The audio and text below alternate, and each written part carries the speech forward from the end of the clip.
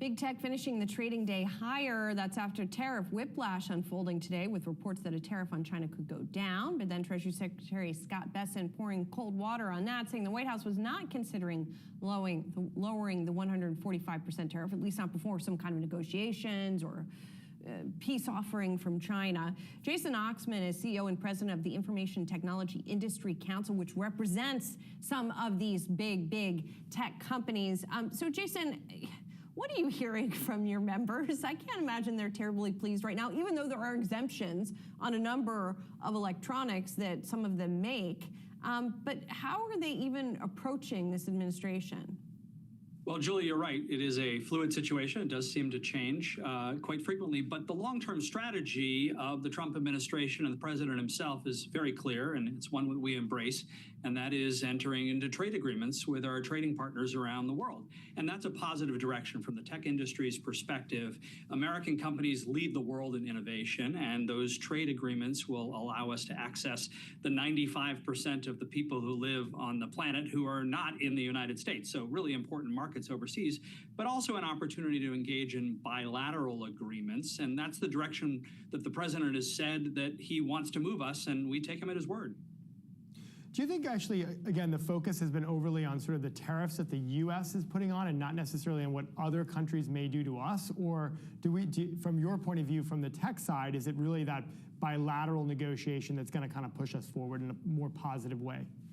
Well, Dave, I think that's a good question, and it highlights why we're eager to move into the phase where we're negotiating the trade agreements and away from tariffs, which, of course, are in the short term sometimes a useful tool, but in the long term, there are no replacements for trade agreements. This was the challenge during the Biden administration, frankly.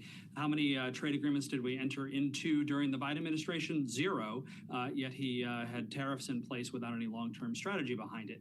I think the question of the application of tariffs and whether they work in one direction or both directions just highlights the fact that nobody wins in a trade war. And that's why we're eager to see a move toward negotiation. And the early signs, I think that those negotiations are taking place and will be successful, particularly with our closest trading partners. I think those early signs are positive, and that's why you're seeing a lot of positive momentum and a lot of enthusiasm for the direction that the Trump administration is taking this trade strategy. Jason, what are those early signs? I don't know. I don't know what's. I mean, I keep thinking about this.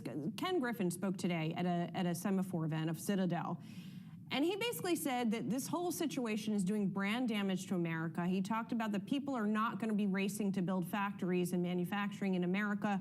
He said, with the policy volatility, you actually undermine the very goal you're trying to achieve. What are the signs?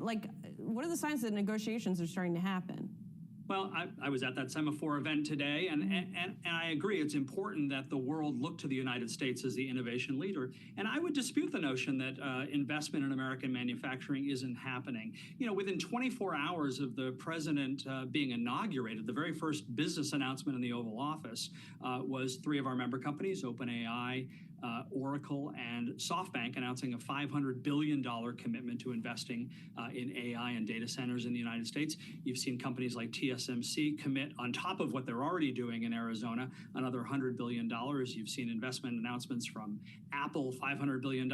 Even European companies, Siemens, Schneider Electric. Is that stuff being built? Yeah, Jason, I mean, these are all commitments. They're commitments, so we don't know if they would have been made in any case. But, yes, TSMC has started building some of this stuff. We don't know if OpenAI would have done it regardless. It just seems like it is a counterproductive strategy to getting those, and those commitments were made before the tariffs.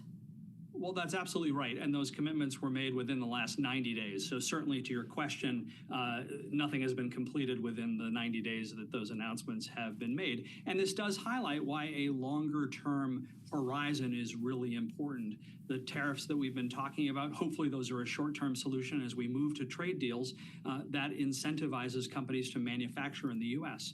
And there are two prongs to that trade. Trade is bilateral or multilateral, and it moves in both directions. 56% of the imports into the United States today are components that go into manufacturing in the United States. They're not finished products. They're things that are necessary for manufacturing taking place place here in the U.S. So we need that trade to flow into the U.S. And then, of course, as I noted before, most of the people who live on the planet don't live in the U.S., and those markets outside of the U.S. are very important for U.S. manufacturers to be able to access. So you're right, these things take time. Semiconductors is a great example. It takes 3 to 4 years to build a semiconductor fab. So we're not talking about something that's going to happen in a few months. That's why we have time to work these things out, and I think if we work them in a positive direction, we can get this manufacturing renaissance and global technology leadership that the administration is working on that we want to see as well.